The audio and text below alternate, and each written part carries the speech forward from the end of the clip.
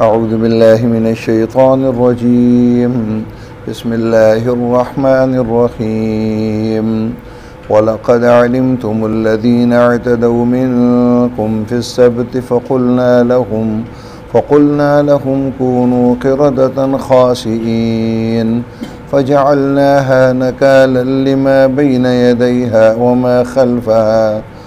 وَمَا خَلْفَهَا وَمَوْعِظَةً لِلْمُتَّقِينَ صدق اللہ العظیم۔ رب اشرح لي صدری ویسر لی امری واحلل عقدۃ من لسانی یفقہوا قولی۔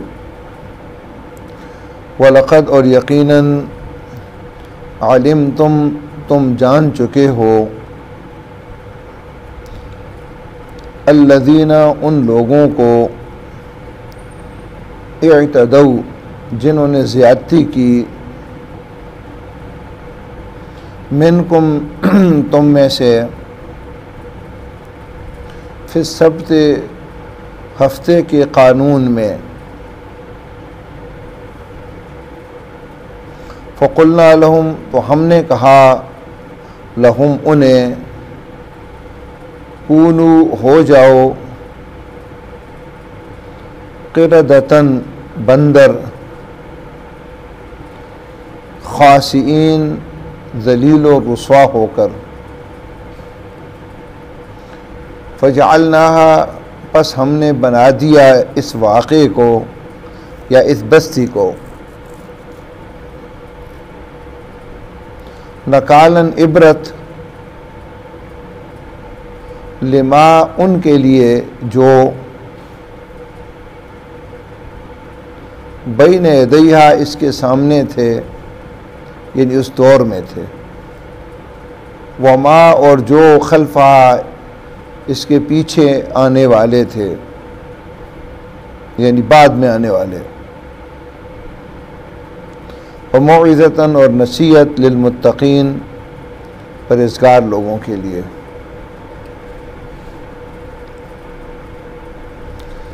بنی اسرائیل کے واقعات کا سلسلہ جاری ہے۔ ان دو آیات کے اندر اللہ رب العزت نے اس واقعے کو اختصار کے ساتھ بیان کیا ہے جس کو سورہ الاعراف کے اندر تفصیلاً بیان کیا ہے۔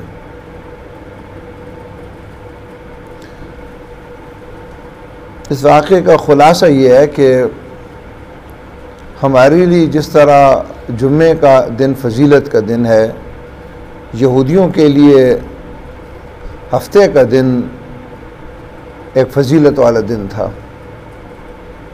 اللہ تعالیٰ نے ہم پر بڑی مہربانی کی، آسان احکامات بیان کیے۔ گزشتہ شریعتوں میں احکامات سخت تھے، اس لیے ہفتے کے دن کے بارے میں بھی حکم یہ تھا کہ سارا دن یعنی طلوع فجر سے لے کر غروب آفتاب تک پورا ہفتے کا دن وہ آرام اور عبادت کے لیے وقف کریں گے اور اس میں کوئی کام کاج نہیں کر سکیں گے، حتیٰ کہ کھانا پکانا بھی ان کے لیے ممنوع تھا، اپنے غلاموں اور خادموں سے بھی مدد نہیں لے سکتے تھے۔ پورا دن آرام اور عبادت، ذکر، اور اس کا مقصد یہ تھا کہ 6 دن ایک آدمی جب کام کاج کرتا ہے، دنیاوی مصروفیات میں وقت گزارتا ہے، تو اگرچہ نمازیں تو اس میں بھی ہوتی ہیں لیکن بہرحال اس دنیاوی کاموں کی وجہ سے دنیا کی دھندوں میں اس پر دل پر کچھ زنگ تو لگ جاتا ہے۔ تو ایک دن ایسا ہو کہ جس میں ایک آدمی مکمل اللہ کی عبادت کرے اور اپنے دل کے زنگ کو اتارے، اللہ کا قرب حاصل کرے، اس کے لیے یہ ان کے لیے حکم تھا۔ لیکن آہستہ آہستہ بنی اسرائیل نے اس حکم کو توڑنا شروع کر دیا، اور جس خاص واقعے کا ذکر اس آیت میں ہے، یہ واقعہ روایات کے مطابق حضرت داؤد علیہ السلام کے دور میں حضرت عیسیٰ علیہ السلام کی پیدائش سے تقریباً 1000 سال پہلے یہ واقعہ رونما ہوا، اور جس بستی کے بارے میں یہ واقعہ ہے اس کا نام ایلات بھی آیا اور ایلا بھی ہے۔ اور ایلا بستی ساحل سمندر پر تھی، اور وہاں کے لوگوں کا کاروبار بھی مچھلی پکڑ کر بیچنا تھا، اور ان کی غالب خوراک بھی مچھلی تھی۔ 6 دنوں کے اندر اتنی مچھلیاں نہیں آتی تھیں جتنا ہفتے والے دن مچھلیاں ابھر ابھر کر آتی تھیں. شرعن، عام طور پر مچھلی پانی کے اندر تیرتی ہے، لیکن ہفتے کے دن اٹکیلیاں کرتی اوپر آ جاتی تھی، اور اوپر سطح آب پر مچھلیاں بڑی مقدار کے اندر نظر آتی تھی، بڑی تعداد میں. تو بستی کے بعد لوگوں نے ایک ہیلہ شروع کر دیا حرام کو حلال کرنے کے لیے. بستی اس سمندر کے کناروں پر انہوں نے گڑھے کھود لیے، اپنا اپنا گڑھا تھا، تالاب بنا لیے، اور سمندر سے نالیاں جو ہے نا نکال لی.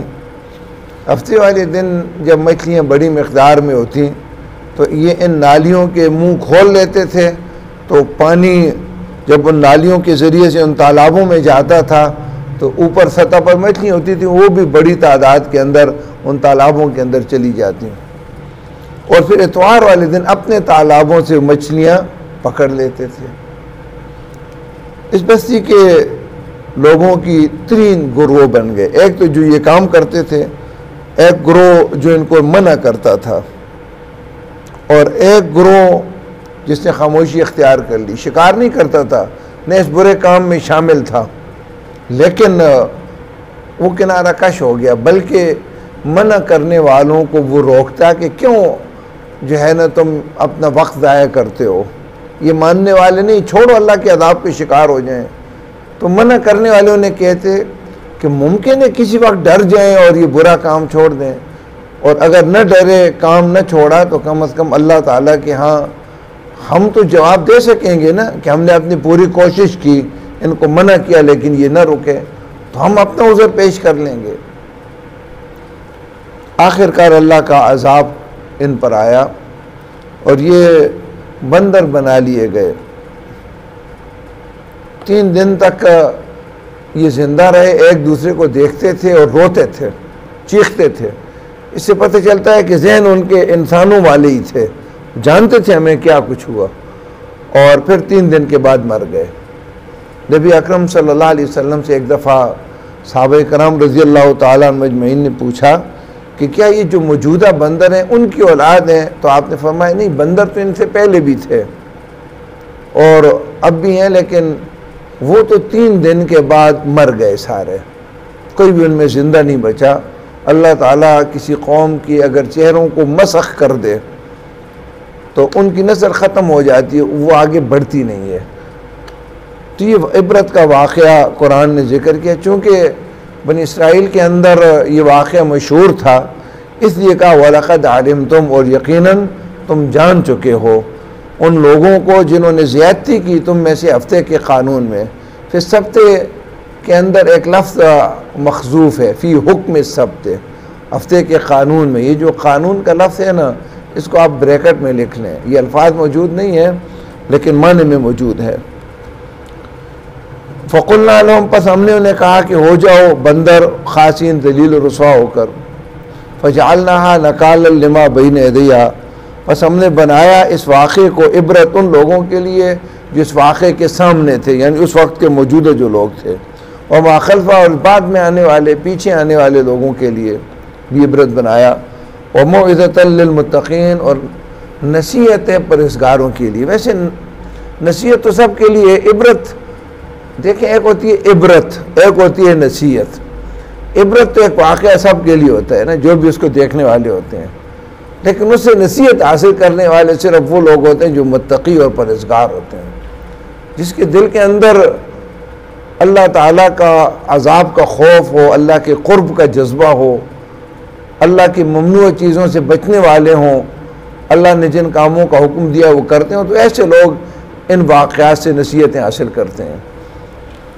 اس میں ہمارے لیے کیا نصیحت ہے، متقی لوگوں کے لیے کیا نصیحت ہے؟ اس میں بہت ساری نصیحتیں ہیں، صرف 3 اہم نصیحتوں کی طرف میں اشارہ کرتا ہوں. پہلی نصیحت اس میں یہ ہے کہ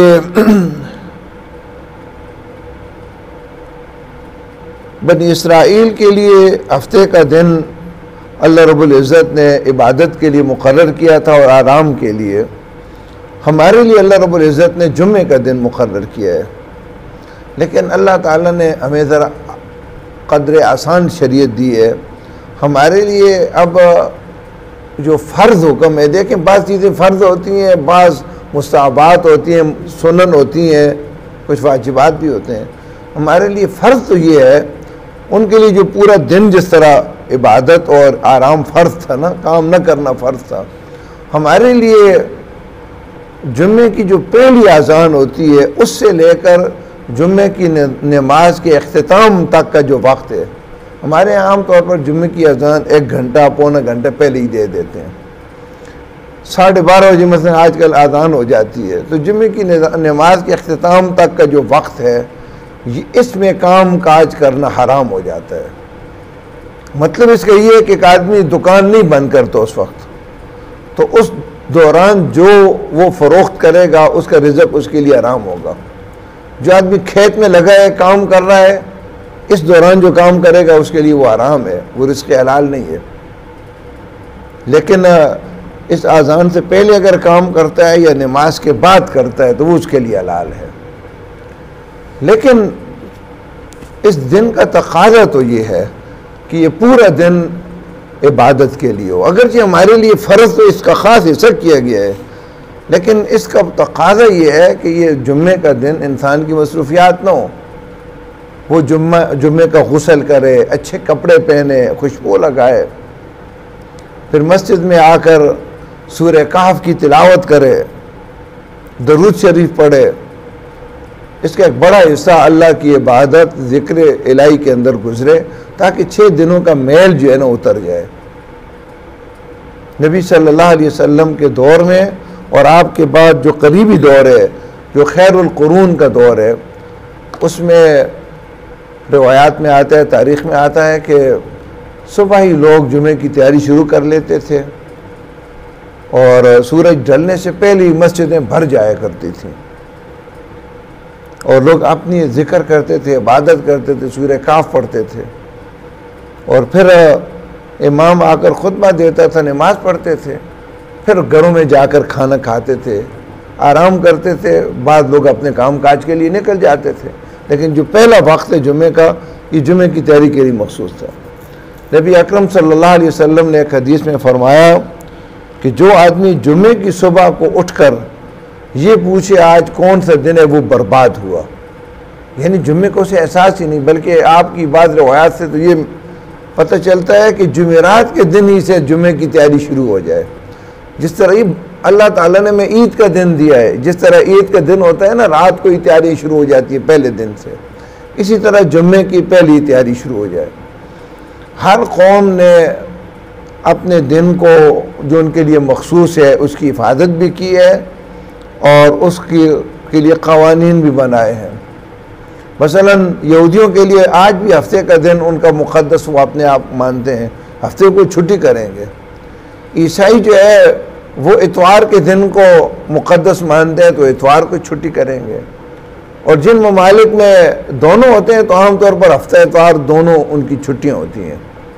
لیکن بدقسمتی امت مسلمہ کی اور بالخصوص پاکستان کی جو اسلامی تہذیب و تمدن اور اسلامی نظام کو زندہ کرنے کے لیے بنایا گیا تھا، ہمارے حکمرانوں نے جمعے کی چھٹی منسوخ کر دی، ختم کر دی اور اتوار کی چھٹی کر دی.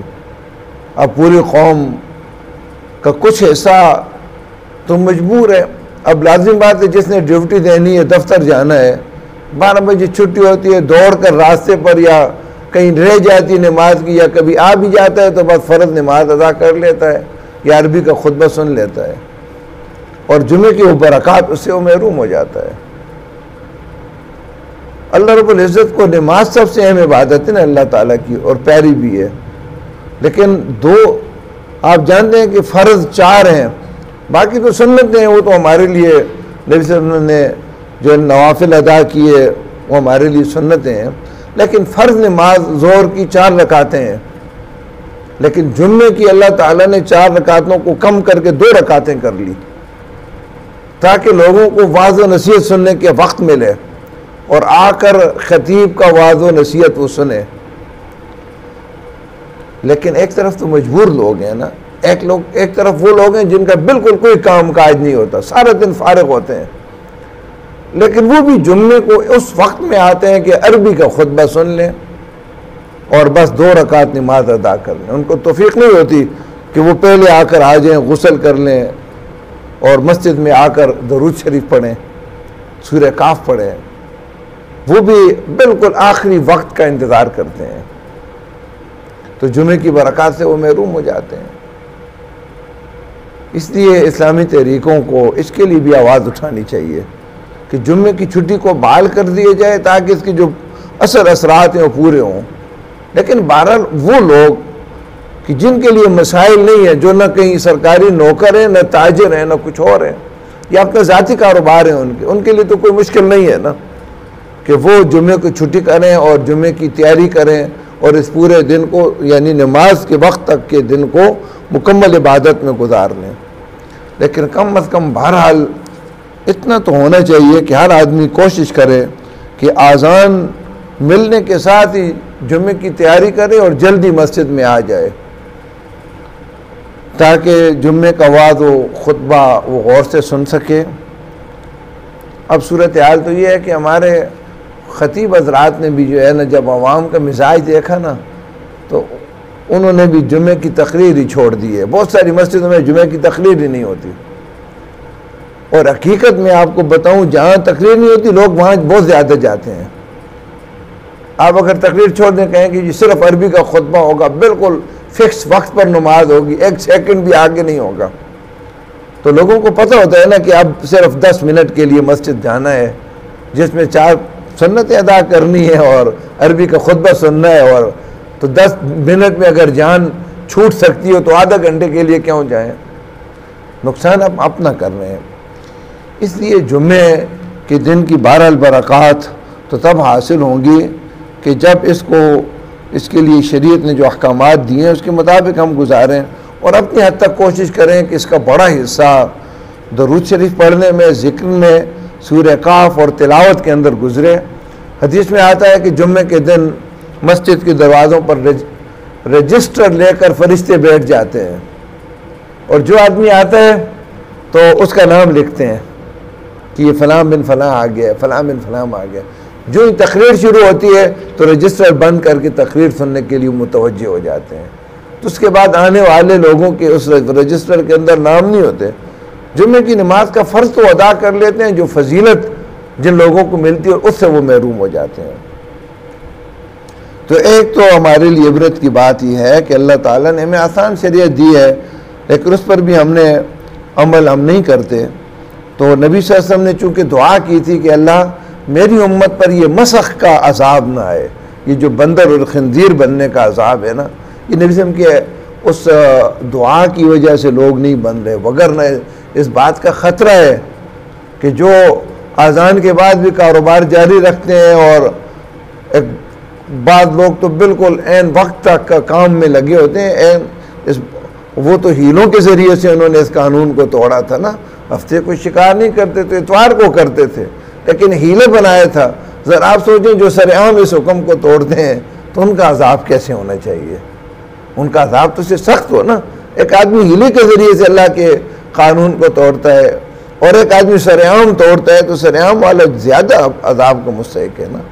تو یہ تو زیادہ عذاب کے مستحق تھے, لیکن اللہ رب العزت نے مہربانی کی کہ دنیا میں یہ مسخ کا عذاب امت مسلمہ کو اللہ تعالیٰ نہیں دے رہا. لیکن لازمی بات ہے آخرت کا عذاب, اس کی سزا تو یقینی ہے نا. پھر اگر اللہ تعالیٰ معاف کر دے تو اس کا اپنا معاملہ ہے. تو ایک تو ہمارے لیے اس میں عبرت یہ ہے کہ جمعے کے دن کو بہرحال ہمیں اللہ تعالیٰ کے احکامات کے مطابق گزارنا چاہیے, ذکر اور عبادت کے اندر کرنا چاہیے, اور جتنا زیادہ وقت ہو سکے اس کو ضائع نہ کریں. اپنا غسل کر کے, کپڑے پہن کر, خوشبو لگا کر, گویا کہ ایک عید کا دن, اللہ سے ملاقات کا دن ہے, اور اس کو زیادہ وقت کسی تنہائی میں بیٹھ کر مسجد میں آ کر جو ہے نا عبادت میں, نوافل میں, خصوصاً درود شریف پڑھنے میں. سورہ کاف کے بارے میں آتا ہے جو آدمی جمعے کے دن سورہ کاف پڑھتا ہے تو دوسرے جمعے تک اللہ تعالیٰ اس کو ایک خاص نور دے دیتا ہے, اس کے دل میں اللہ نور ڈال دیتا ہے. یہ جب نور آ جاتے ہیں نا تو پھر سستی عبادات میں دور ہو جاتی ہے, نیکی کی طرف دل کرتا ہے, گناہوں سے آدمی بچتا ہے. آپ یہ سمجھیں کہ اس کو طاقت مل جاتی ہے نیکیوں کے راستے کی. خصوصی طاقت اس کو مل جاتی ہے جو سورہ کاف پڑھتا ہے، اور جو اس کی 10 آیتیں ابتدائی یا آخری بھی آتی ہیں یاد کر لے زبانی، تو دجال کے فتنے سے اللہ تعالیٰ اس کو نجات دے گا۔ ایک دوسری ہمارے لیے اس میں عبرت کی بات یہ ہے کہ ہفتے کے دن کو وہ مچھلیاں اوپر کیوں آتی تھیں، عام دنوں میں نہیں آتی تھیں۔ اس میں اللہ تعالیٰ کے قانون بیان کیا گیا کہ ایک آدمی کے اندر جب کوئی گناہ کا مادہ پیدا ہو جائے اور اللہ تعالیٰ اس کو بچاتا رہتا ہے لیکن وہ نہیں بچتا، مسلسل اس کو پروان چڑھاتا ہے، تو آخر کار پھر ایک وقت یہ آتا ہے کہ اس گناہ کے مواقع اللہ تعالیٰ کی اس کے لیے کھول جاتا ہے۔ مثلا ایک آدمی چوری کرنا چاہتا ہے، جب بھی کہیں چوری کے لیے جاتا ہے کوئی اٹھ جاتا ہے، رہ جاتا ہے، تو اس کا مطلب یہ ہے اللہ تعالیٰ اس کو بچا رہا ہے۔ لیکن ایک آدمی چوری کرتے کرتے اس حد تک نہیں بچتا، تو آخر کار چوری کے مواقع پیدا ہو جاتے ہیں، ہر قدم پر اس کو موقع ملتا ہے چوری کا۔ اس کا مطلب یہ ہوتا ہے کہ اللہ تعالیٰ اب اس کو تباہی کی طرف لے جانا چاہتا ہے جب مواقع ہو۔ اب ان کے دل کے اندر بھی چونکہ شکار کا شوق پیدا ہوا، تو یہ جو اندر خرابی تھی نا، اس کو ظاہر کرنے کے لیے اللہ تعالیٰ نے ہفتے کو مچھلیوں کی بہتات کر دی کہ چلیں اب دیکھتے ہیں کون بچتا ہے۔ جب مچھلیاں انہوں نے اپنی آنکھوں سے پانی کے اوپر تیرتی ہوئی دیکھی تو پھر بچ نہ سکے۔ اس لیے اللہ تعالیٰ سے دعا مانگنی چاہیے کہ اللہ تعالیٰ ہمیں گناہوں سے دور رکھے۔ اس لیے کہا نا کہ قریب بھی نہ جاؤ گناہ کے۔ جب آدمی گناہوں کے قریب جاتا ہے تو پھر مواقع اس کے لیے کھلنا شروع ہو جاتے ہیں۔ تو یہ ہمارے لیے عبرتیں ہیں ان احکامات کے اندر، جمعے کے احکامات کے اندر، اور اللہ نے ہمیں آسان شریعت دی، اس پر اللہ کا شکر ادا کرنا چاہیے۔ اور بہرحال جمعے کی جو قوانین ہیں اس کی ہمیں پوری پابندی کرنی چاہیے۔ وَلَقَدْ اور یقیناً عَلِمْتُمْ تم جان چکے ہو الذین ان لوگوں کو اعتدوا جنہوں نے زیادتی کی منکم تم میں سے فی السبت ہفتے کے قانون میں۔ اللہ کے قانون میں زیادتی کا مطلب یہ ہوتا ہے اس کو توڑنا، ہیلے بہانوں سے حرام کو حلال ٹھہرانا۔ فقلنا لہم تو ہم نے انہیں کہا کونوا ہو جاؤ قردۃ بندر خاسئین ذلیل و رسوا ہو کر۔ فجعلناها پس ہم نے بنایا اسے نکالا عبرت، یعنی اس واقعے کو لما بین یدیہ ان کے لیے جو اس کے سامنے تھے، وما خلفہ اور جو اس کے پیچھے آنے والے تھے یا اس کے بعد آنے والے تھے، وموعظۃ اور نصیحت للمتقین پرہیزگاروں کے لیے۔ آمین۔ الحمدللہ رب العالمین والعاقبۃ للمتقین والصلاۃ والسلام علی رسول الکریم۔ اللہم ارنا الحق حقا وارزقنا اتباعہ وارنا الباطل باطلا وارزقنا اجتنابہ۔ اللہم ثبتنا علی الاسلام، اللہم نور قلوبنا بنور الایمان، اللہم زین اخلاقنا بنور القرآن، اللہم اشف مرضانا ومرضى المسلمین، اللہم اغفر للمؤمنین والمؤمنات والمسلمین والمسلمات الاحیاء منهم والاموات برحمتک۔